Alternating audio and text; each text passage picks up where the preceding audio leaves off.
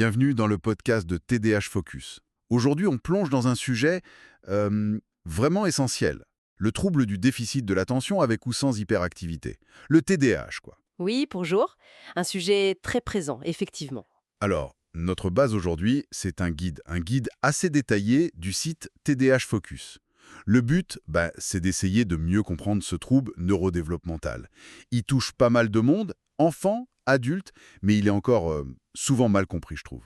C'est vrai, il y a beaucoup d'idées reçues qui circulent encore. Exactement. Notre mission, si on peut dire, c'est d'en tirer les infos clés. C'est quoi le TDAH? Comment on le repère? Et surtout, quelles solutions, quelles pistes existent? Bon, allez, on décortique ça?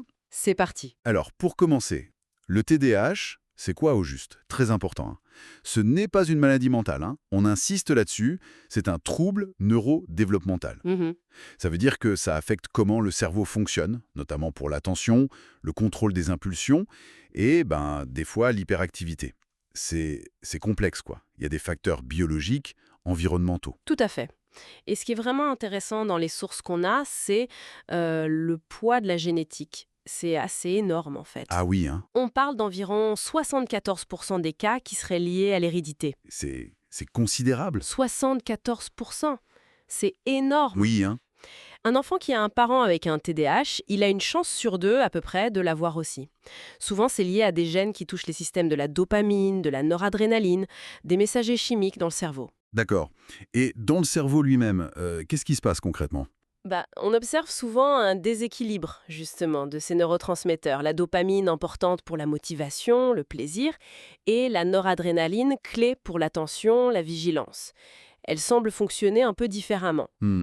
Et puis, certaines zones du cerveau, comme le cortex préfrontal qui gère un peu nos décisions, notre organisation, montrent aussi des particularités. Alors bien sûr, l'environnement peut jouer un rôle, l'exposition à certaines choses avant la naissance, le stress, mais la base génétique reste quand même prédominante, d'après les études. D'accord, c'est clair. Et alors, au quotidien, ça donne quoi? Comment ça se manifeste? Alors ça varie beaucoup d'une personne à l'autre, mais on peut regrouper ça en trois grands axes.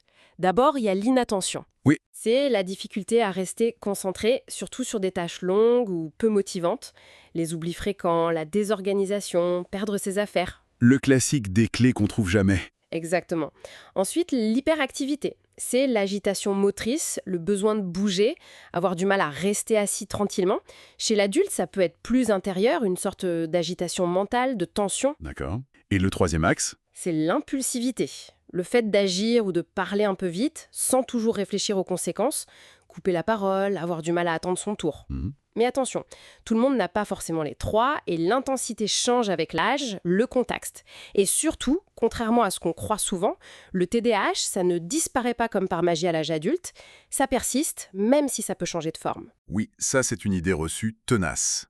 Et du coup, cette variété, ça rend le diagnostic compliqué, j'imagine. Ah oui, c'est une étape vraiment clé.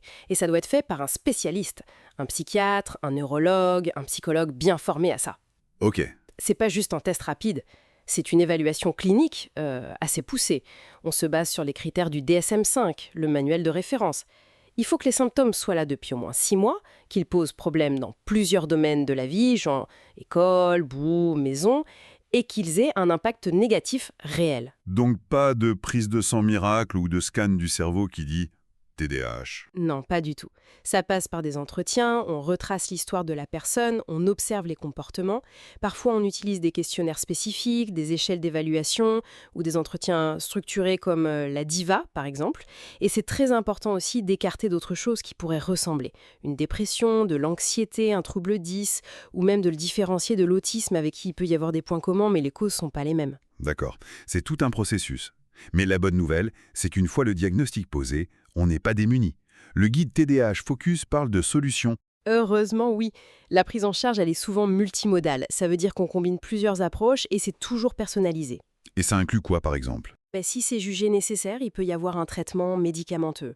Il y a les stimulants, type méthylphénidate, Ritaline, Concerta, c'est les plus connus, qui aident à mieux réguler l'attention, l'impulsivité. Et il y a aussi des non-stimulants, comme l'atomoxétine. Ok.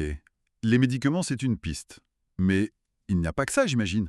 Non, loin de là, les approches non médicamenteuses sont vraiment fondamentales. On pense notamment à la thérapie cognitivo-comportementale, la TCC. Mhm. Elle aide à comprendre comment les pensées, les émotions et les comportements sont liés au TDAH et à développer des stratégies concrètes pour gérer l'attention, l'organisation, les réactions impulsives. Le coaching spécialisé TDAH aussi, ça peut être très utile pour mettre en place des outils, des routines au quotidien. Et justement, le guide mentionne aussi des aménagements assez pratiques. Des astuces du quotidien, c'est ça? Tout à fait. Des choses parfois simples mais qui peuvent changer la vie. Utiliser un minuteur pour découper le temps de travail, avoir une place dédiée pour les clés, le portefeuille pour éviter de les chercher partout, décomposer les grosses tâches en plus petites étapes. Oui, rendre les choses plus gérables. Exactement. Utiliser des agendas visuels, des applications de gestion du temps qui sont adaptées à ce type de fonctionnement cérébral. En gros, structurer son environnement pour compenser les difficultés d'organisation interne. Bon, si on devait résumer l'essentiel de ce qu'on a vu grâce à ce guide, le TDAH, c'est un trouble neurodéveloppemental euh, complexe avec une forte base génétique. Il se manifeste par de l'inattention, de l'hyperactivité, de l'impulsivité, mais de façon très variable selon les personnes. C'est ça. Le diagnostic, c'est crucial qu'il soit fait par un spécialiste pour ensuite mettre en place une prise en charge adaptée. Et cette prise en charge, elle combine souvent thérapie, aménagement du quotidien et parfois, si besoin, des médicaments. Voilà, et peut-être pour finir, une petite réflexion que ce guide inspire, je trouve. On a beaucoup parlé des défis, et ils sont réels, bien sûr, mais on pourrait aussi se demander, une fois qu'on comprend mieux ce fonctionnement différent, une fois qu'il est accompagné, est-ce que certaines particularités, comme une pensée peut-être plus foisonnante, une certaine énergie, est-ce qu'on ne pourrait pas aussi les voir, dans certains contextes, non plus juste comme des déficits, mais peut-être comme des atouts, des perspectives différentes? Une vision un peu différente. C'est une question intéressante pour conclure. Une question à laisser mûrir, peut-être.